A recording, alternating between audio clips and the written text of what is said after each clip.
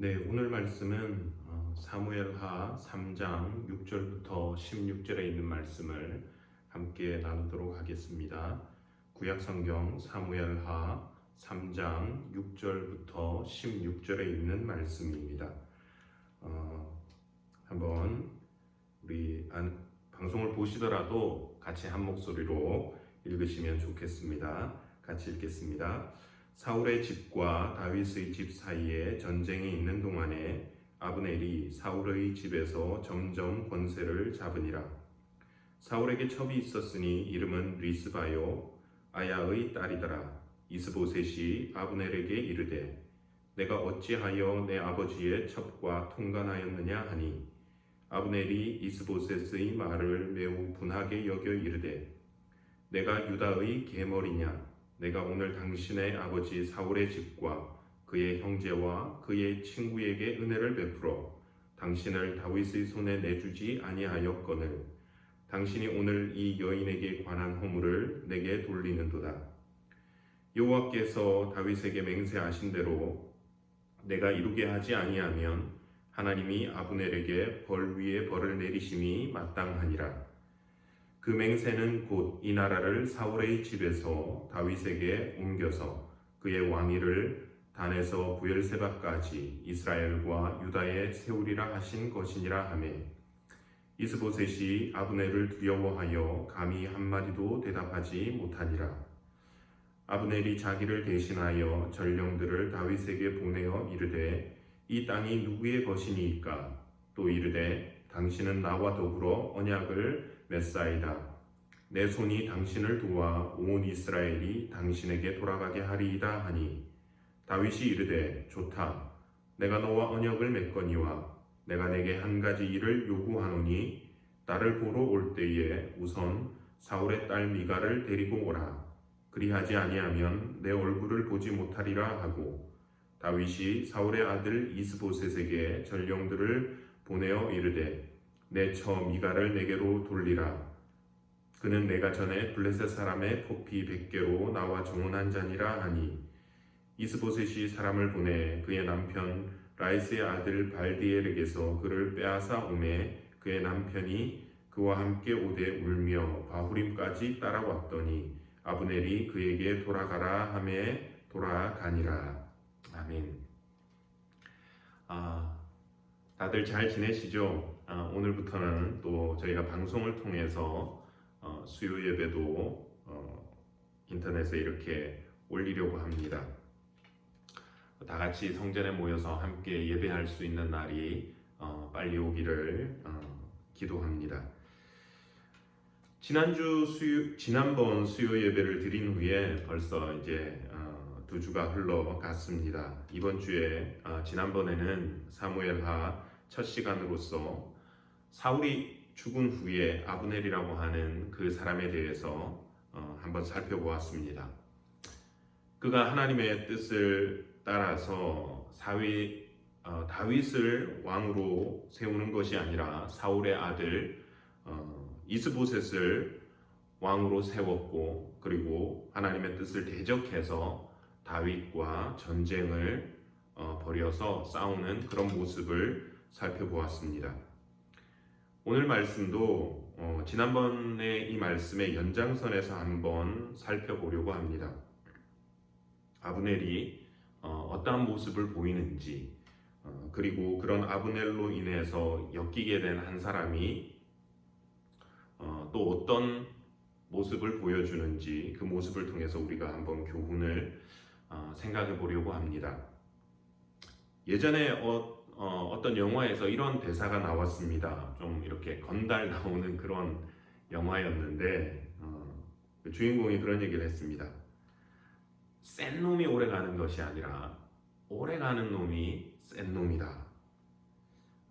뭐 비슷한 말로 이렇게 생각을 할 수가 있을 것 같습니다. 강한 자가 살아남는 것이 아니라 살아남는 자가 강한 자다. 여러분 어떻게 동의가 되십니까? 어떻게든 무슨 수를 쓰든 끝까지 살아남는 게 최고다. 약하건 뭐건 무슨 수를 써도 오래 가야 된다. 그게 더 나은 거다. 그래서 영화든 또 저희가 실제 삶이든 살기 위해서, 오래 가기 위해서 이런 류의 사람들은, 이런 생각을 가진 사람들은 항상 이기는 쪽, 그쪽으로 편을 바꾸게 되는 것을 봅니다. 오늘 우리가 다시 살펴보는 이 아브넬이라고 하는 사람도 어찌 보면 그런 모습을 보여주는 것 같습니다. 오늘 말씀에 보면 이 아브넬이 자기가 이스라엘의 왕으로 세운 이 이스보셋과의 관계가 틀어지는 일이 발생을 하는데, 무슨 일이 있었냐면 아브넬이 사울의 첩과 통간을 하게 됩니다. 7절 8절 말씀을 다시 보시겠습니다. 사울에게 첩이 있으니 이름은 리스바요 아야의 딸이더라.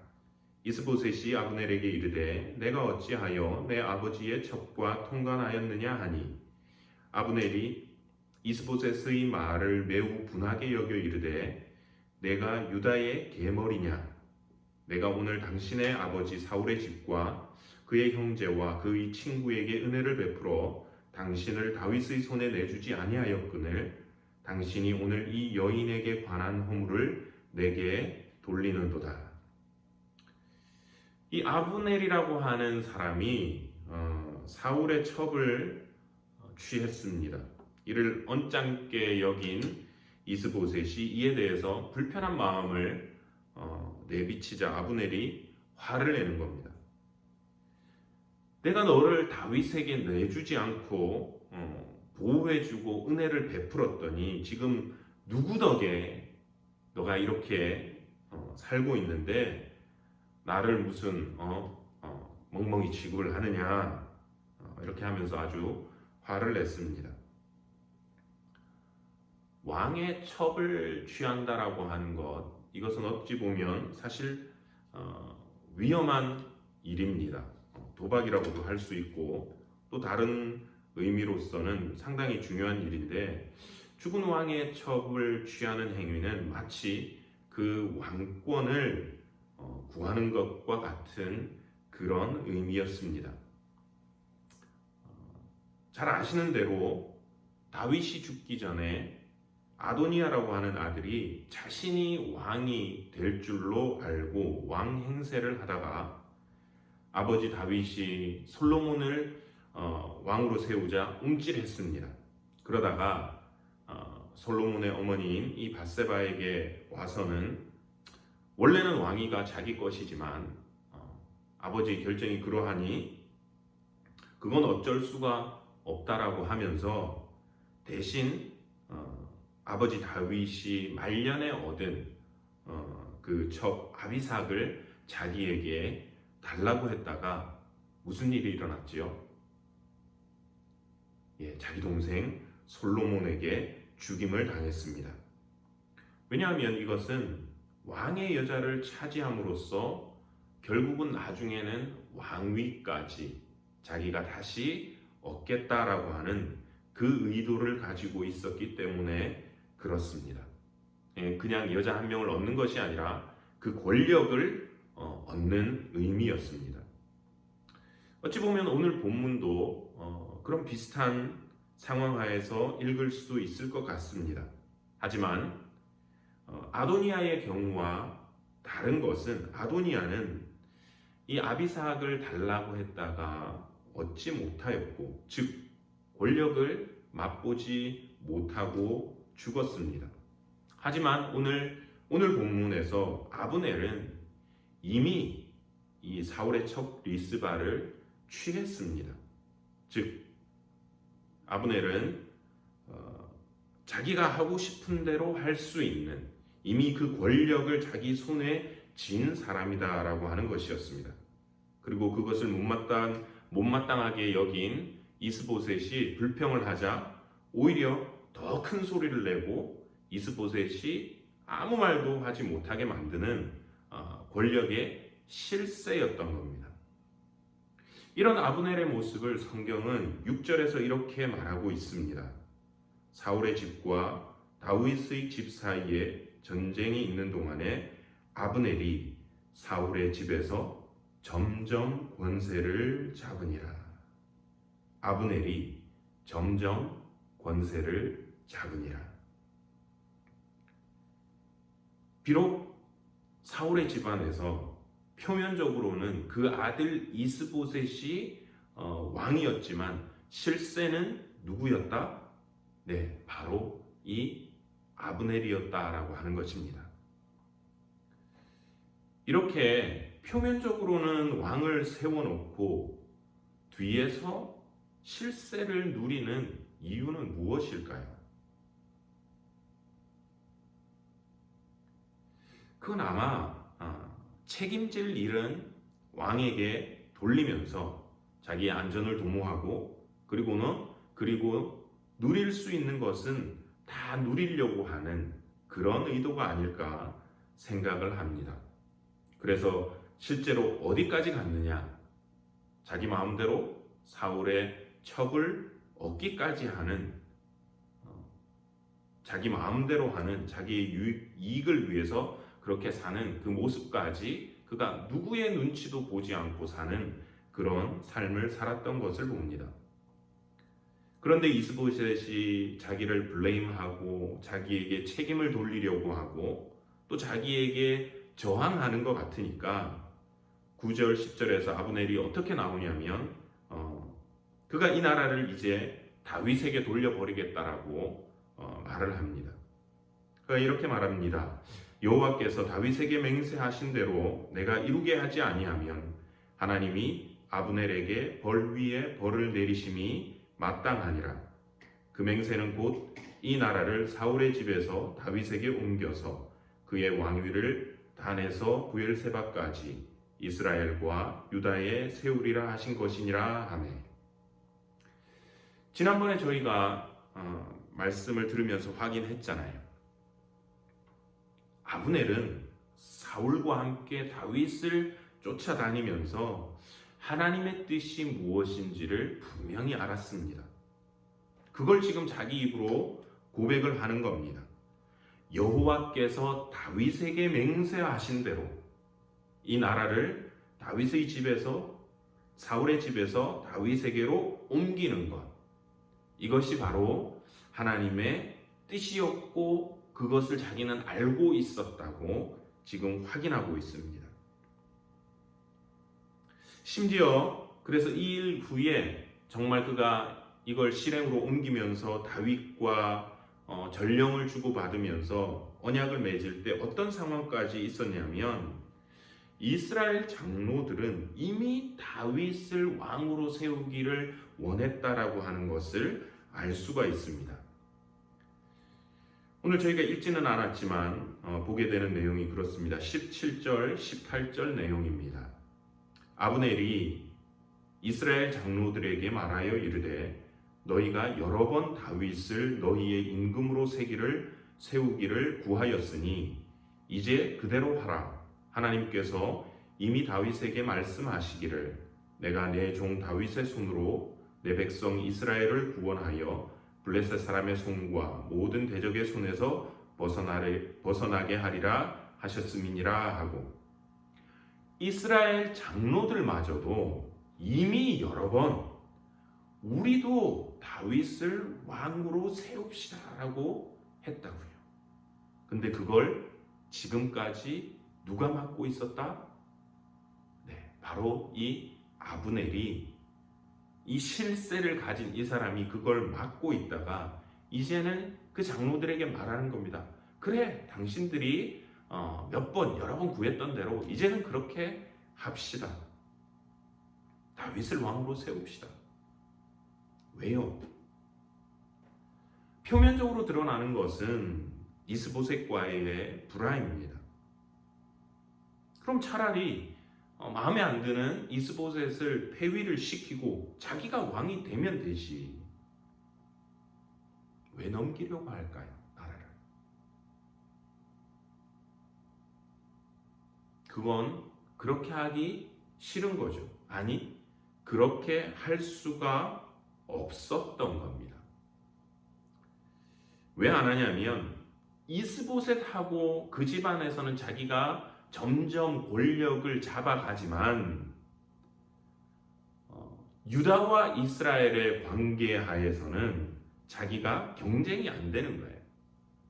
이스보셋하고 싸울 때는 자기가 힘이 센데 다윗하고 겨룰 때는 안 되는 것을 아는 거예요. 그것을 성경이 이렇게 증언을 합니다. 오늘 3장 1절 말씀을 보시면 이렇게 성경이 말하고 있습니다. 사울의 집과 다윗의 집 사이에 전쟁이 오래매 다윗은 점점 강하여 가고 사울의 집은 점점 약하여 가니라. 사울의 집은 점점 약하여 갔다. 자기가 왕이 되어 봐야 다윗하고는 싸움이 안 된다는 거예요. 여기서 자기의 내면적인 이유가 나옵니다.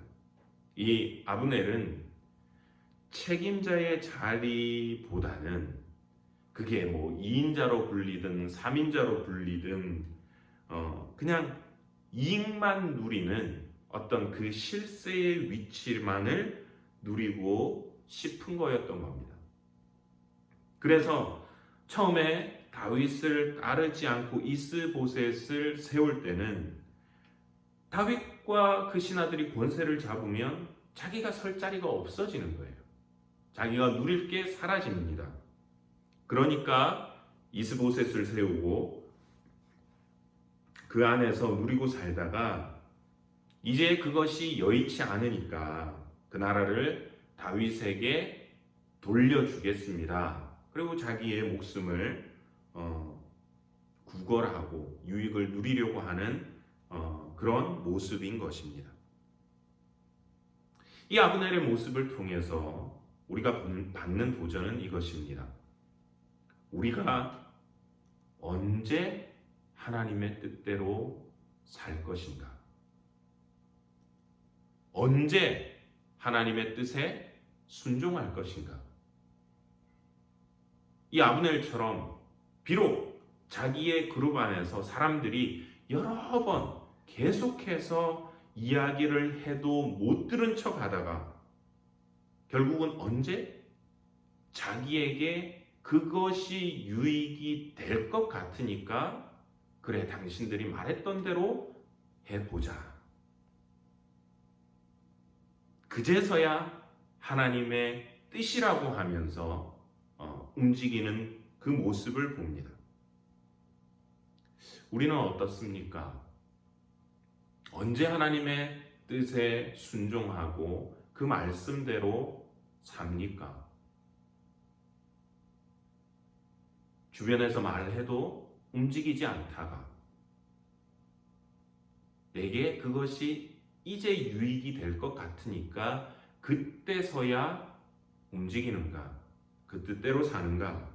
아니면 비록 내게 손해가 되고 당장 눈앞에 육체적인 이익이 없고 또 혹은 희생이 될지라도 하나님의 뜻이라면 그 뜻대로 행하는 사람이 될 것인가? 하박국 선지자는 여러분 잘 아시는 대로 그가 이렇게 고백을 합니다. 비록 무화과 나무가 무성하지 못하며 포도나무에 열매가 없으며 감람나무에 소출이 없으며 밭에 먹을 것이 없으며 우리의 양이 없으며 외양간에 소가 없을지라도 나는 여호와로 말미암아 즐거워하며 나의 구원의 하나님으로 말미암아 기뻐하리로다. 원하기는 우리에게 유익이 없으면 하나님의 뜻대로 살지 않는 삶이 아니라 비록 지금 당장 내 눈에 보이는 유익이나 내 손에 쥐는 이익이 없을지라도 아니 우리 하나님으로 인해서 그 뜻대로 사는 것 때문에 당장 손해와 어려움이 오더라도 하나님의 뜻이 이루어지는 것을 기뻐하고 그 말씀대로 살아가기를 즐거워하는 저와 여러분들의 신앙과 삶이 되기를 소원합니다. 이렇게 자신의 유익과 이익을 위해서 움직이던 아브넬이 자신의 계획과 바람대로 이게 좀 더 오래 가야 되는데, 그런데 그가 참 허무하게도 다윗의 군대 장관 요압에 의해서 죽임을 당하게 됩니다. 오늘 우리가 이 말씀 속에서 두 번째 살펴볼 인물은 요압이라고 하는 인물입니다. 아브넬이 다윗에게 사람을 보내서 자기가 북이스라엘도 다윗에게 돌리겠다고 말을 전합니다. 그러자 다윗이 이를 증명하라는 표시로 자신의 부인이자 사울의 딸인 미갈을 데리고 오라고 합니다. 비록 그간에는 이제 사정이 있어서 헤어져 있긴 했지만 사울의 딸 미갈을 다시 자신의 부인으로 맞이한다라고 하는 것은 상징적인 의미가 있습니다. 즉 북이스라엘의 기존의 왕의 가문이잖아요. 사울이. 그 사울의 집안과 혼인 관계를 다시 합법적으로 한다는 것, 그 가문과 연합한다라고 하는 그런 상징적인 의미가 있는 것입니다. 그래서 아브넬이 다윗이 있던 이 헤브론으로 와서는 그 미갈을 데리고 오고 또 그리고 와서 다윗을 만나고 다시 한번 어떻게 이 나라를 통일할 것인가 언약을 서로 점검을 하고 그리고 다윗이 베풀어준 잔치를 즐기고 돌아갑니다. 21절 마지막을 보시면 이렇게 말합니다. 이에 다윗이 아브넬을 보내매 그가 평안히 가니라. 그가 평안히 가니라. 이제 나뉘었던 두 나라가 하나가 되기로 했으니까 전쟁 없이 서로가 평화롭게 지내고, 그래서 그런 모습을 상징적으로 보여주는 것이 바로 이 구절입니다. 그가 다윗과 원수였던, 싸움을 하던 그 사람이 평화롭게 돌아가는 그런 모습입니다. 그런데 이 이야기를 누가 듣냐면 전쟁에 나갔던 다윗의 부하인 요압이 듣습니다. 그리고는 이 다윗에게로 가서는 아브넬을 그냥 보냈다는 것에 대해서 항의를 합니다. 말하자면 이런 것이죠. 아브넬이 당신에게 왔다가 간 것이 정말로 그 나라를 넘겨주려고 그런 것인 줄 아느냐? 당신을 영탐하러 온 것이다 하면서 이제 화를 또 내는 것이죠. 그리고는 요압이 돌아가는 아브넬을 다시 불러들여 가지고는 이 아브넬을 죽입니다. 이것을 26절, 27절에서는 이렇게 말하고 있습니다. 이에 요압이 다윗에게서 나와 전령들을 보내 아브넬을 쫓아가게 하였더니 시라 우물가에서 그를 데리고 돌아왔으나 다윗은 알지 못하였더라. 아브넬이 헤브론으로 돌아오매 요압이 더불어 조용히 말하려는 듯이 그를 데리고 성문 안으로 들어가 거기서 배를 찔러 죽이니 이는 자기의 동생 아사헬의 피로 말미암음이더라. 여기서 이 요압이 왜 다윗에게 이 아브넬이라는 사람이 당신 염탐하러 왔지 진짜 이렇게 나라를 넘겨주려고 왔느냐, 온 줄 아느냐 이렇게 말했는지 그 본심이 여기에서 나옵니다. 저희가 지난 시간에 아브넬이 이 요압과 함께 전쟁을 하다가 패해서 도망가던 그 모습을 잠깐 살펴보았습니다. 철저하게 북이스라엘이 군사가 더 많음에도 불구하고 졌지요. 그리고 그때 무슨 일이 있었냐면 이 요압의 동생 아사헬이라고 하는 이 사람이 도망치는 아브넬을 계속해서 쫓아갑니다. 아브넬이 도망가면서 돌아보면서 나 말고 다른 사람을 쫓아라 이렇게 해도 계속해서 그 한 사람만을 쫓아가니까 아브넬이 도망가다가 창을 가지고 갑자기 서버립니다. 그럼 무슨 일이 생기냐면 창을 뒤로 해서 서버리면 쫓아오던 사람이 그 창에 찔리게 되는 것이 고대의 또 자기를 이렇게 방어하는 한 방법이었다고 합니다. 그렇게 아브넬이 창을 뒤로 하고 갑자기 섣버리니까 쫓아오던 아사헬이 그 자리에서 찔려서 죽게 됐습니다. 그러니까 요압에게 있어서 이 아브넬은 그냥 다윗에게 북이스라엘 왕국을 정말 평화롭게 넘겨줄 어떤 정치적이고 외교적인 인물이 아니라 자기의 동생을 찔러 죽인 한낱 원수였던 것입니다. 그러니까 어찌 보면 이 사람이 자기의 원수가 사자굴로 들어왔다가 너무나 평화롭게 그냥 평안히 가는 것이 싫었던 것입니다. 그래서 아마도 다윗의 이름으로 전령을 보냈던 것 같습니다. 그리고는 아무런 의심도 없이 되돌아온 이 아브넬에게 무슨 이야기를 하는 것처럼 하다가 자기 동생이 죽은 대로 그 배를 찔러서 죽여버렸습니다. 다윗에게 있어서 지금 이 아브넬과의 언약을 통해서 피 흘리지 않고 왕국을 평화롭게 통일할 수 있는 그런 기회였습니다. 그런데 요압은 기어이 이 일에 피를 흘리고 말았습니다. 사울과 아브넬이 친척지간이었던 것처럼 요압도 다윗에게 사촌이었습니다.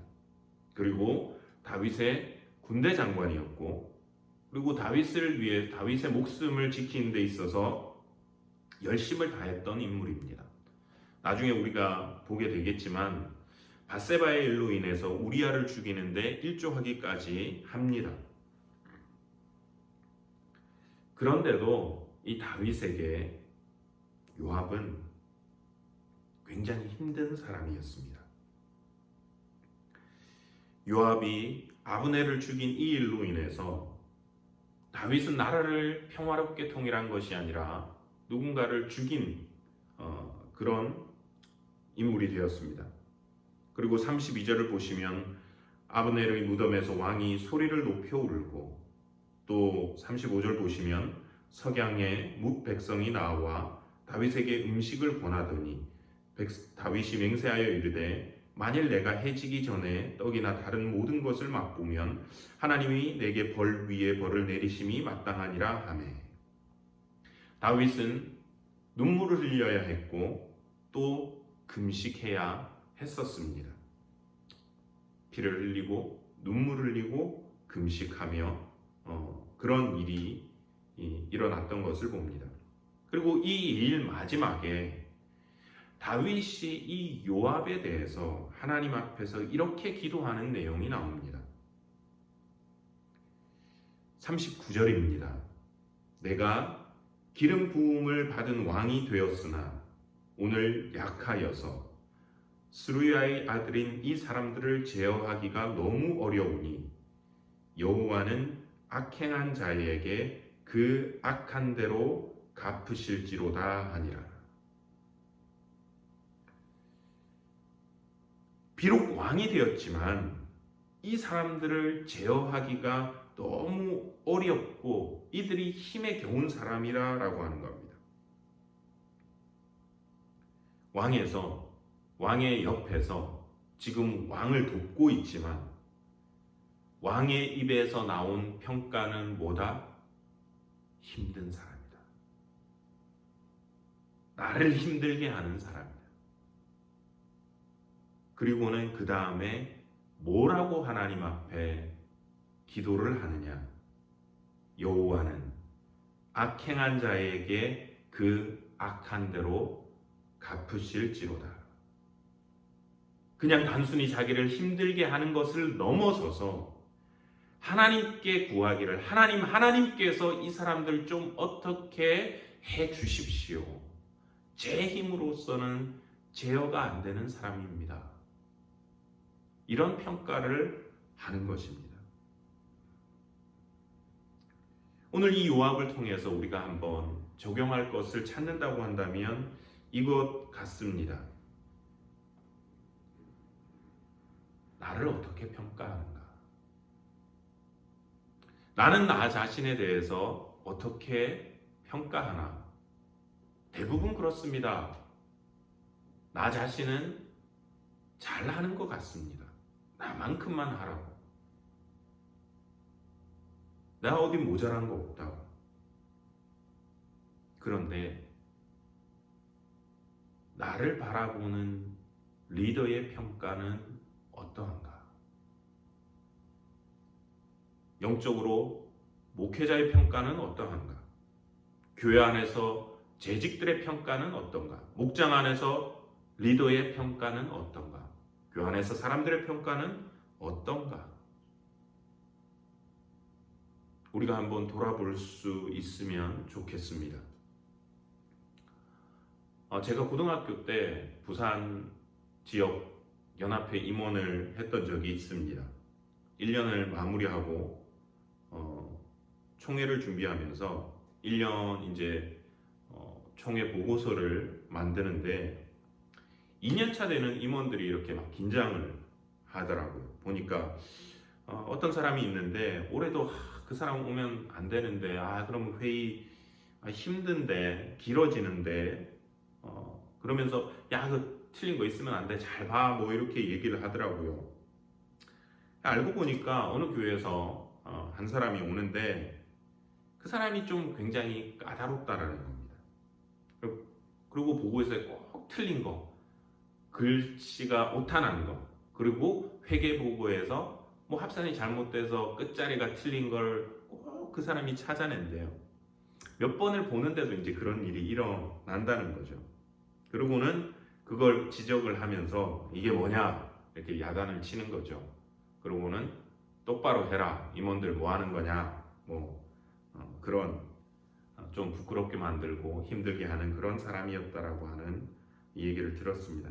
근데 회의 날 보니까 아니나 다를까 그 사람이 손을 들고 얘기를 해요. 정확하게 그런 일이 또 일어나더라고요. 틀린 것을 지적을 하고, 물론 이제 저희가 더 잘 했어야 되는데 어린 학생들이 하면 얼마나 더 잘 하겠습니까? 그렇게 하면서 어디가 틀렸다, 금액이 이게 지금 뭐가 빠진 것 같다, 합산이 다르지 않냐, 이렇게 하더라고요. 그러니까 이제 회계는 얼굴이 또 빨개지고 그렇게 하는 걸 봤습니다. 근데 그때 참 웃겼던 게 그거였습니다. 그렇게 발언을 하고 앉으면서 그 사람의 하는 행동이 손을 이렇게 불끈 쥐고 자기가 오늘도 한 건 했다고, 자기 교회 사람들이 있는 데서 내가 오늘도 뭐 하나 했다고, 그렇게 하는 것이 자기가 굉장히 잘하는 줄로 알더라고요. 그런데 그 사람에 대한 임원들, 연합회 임원들에 대한 평가는 뭐였냐? 우리를 힘들게 하는 사람, 그리고 안 왔으면 좋겠다. 어찌 보면 참 이런 미성숙한 모습, 어린 친구 같은 그 모습들이 혹시 지금 우리 안에도 있지 않는가 하는 것입니다. 남을 힘들게 하고 틀린 것은 들추어내고 자기가 낸 의견은 관철이 되어져야 되고 남들이 쉽게 자기 의견을 무시 못해야 되는 것이 맞고, 내가 말하는 것, 방법, 평가만 옳다고 하고 자기를 세우려고, 자기가 좌지우지하려고 하고, 그러면서 리더나 주위 사람들에게서는 한숨이 나오게 만드는 그런 모습. 그런 모습은 우리가 가지고 있지 말아야 될 모습인 것 같습니다. 디모데후서 2장 15절은 이렇게 말합니다. 바울이 디모데에게 권면한 말씀이지요. 너는 진리의 말씀을 옳게 분별하며 부끄러울 것이 없는 일꾼으로 인정된 자로 자신을 하나님 앞에 드리기를 힘쓰라. 원하기는 저희들의 모습이 신앙생활하는 우리의 그 신앙생활의 모습들이 나 스스로 평가할 때는 잘한다, 이만큼만 해라, 나 같은 사람 어디 있냐, 그렇게 평가하지만 리더들 혹은 교회 안에 다른 사람들이 한숨을 짓게 만들거나 더 나아가서 하나님 제발 저 사람 좀 어떻게 해주십시오 하는 그런 평가를 받는 그런 모습이 아니라 하나님과 교인들 앞에서 교회의 참 일꾼으로서 그리스도의 부끄러울 것이 없는 그리스도의 일꾼으로 인정받을 수 있는 저희들의 삶이 되기를 소원합니다. 기도하시겠습니다. 하나님 아버지, 은혜를 감사드립니다. 오늘도 저희들의 마음을 주님께로 모아주시고 비록 몸은 지금 이 시간 이 교회 건물에 모이지는 못하지만 한 마음과 한 영으로 모여 또 방송을 통해서 예배하게 하시니 감사합니다. 하나님, 오늘도 말씀을 통해서 배웁니다. 아브넬처럼 주의 뜻이 명확함에도 불구하고 자기의 유익과 이익을 쫓아서 하나님의 뜻을 행하지 않고 살아가다가 유익이 될 것 같으니까 그제서야 하나님의 뜻이라고 그대로 한다고 하는 그런 모습을 가지고 있지 않은지 돌아볼 수 있기를 원합니다. 하나님, 우리에게 비록 손해가 되고 희생이 되어도 주의 날과 당신의 때에 갚아주심을 믿고 그 뜻을 즐거이 행할 수 있는 우리의 삶이 되도록 은혜 내려 주시옵소서. 또한 요압이 중요한 직책에 있었지만 다윗에게 있어서 힘든 사람이 되고 그를 두고 다윗이 하나님께 탄식하며 기도해야 했던 그런 사람임을 봅니다. 원하기는 저희들의 삶에 대한 평가가, 저희들의 신앙에 대한 평가가 사람들과 하나님 앞에서 힘든 사람, 어려운 사람, 한숨이 나는 사람이 아니라 주님 앞에 참된 일꾼으로 인정받고 또 평가받을 수 있는 저희들의 신앙과 삶이 되어질 수 있기를 원하옵고, 이 모든 말씀 우리 구주 예수 그리스도의 이름으로 기도드리옵나이다. 아멘. 오늘은 또 저희 수요일이니까 여러분들 계신 곳에서 또 교회를 위해서 목회자들과 재직분들 그리고 우리 교우들 중에 중보가 필요하신 분들 위해서 기도를 부탁드리고요. 이번 주일부터는 또 교회에서 11시에 온라인으로 실시간으로 예배를 드리고자 준비를 합니다. 그 모든 준비가 잘 되어지고 그 시간에 교인들이 잘 모일 수 있도록 또 함께 기도해 주시면 좋겠고, 그리고 코로나로 인한 이 모든 어려움의 시간이 속히 지나갈 수 있고 저희 공동체 안에 아프신 분이 생기지 않도록 여러분들 함께 기도해 주시면 감사하겠습니다. 그러면 다음 시간에 또 만나도록 하겠습니다.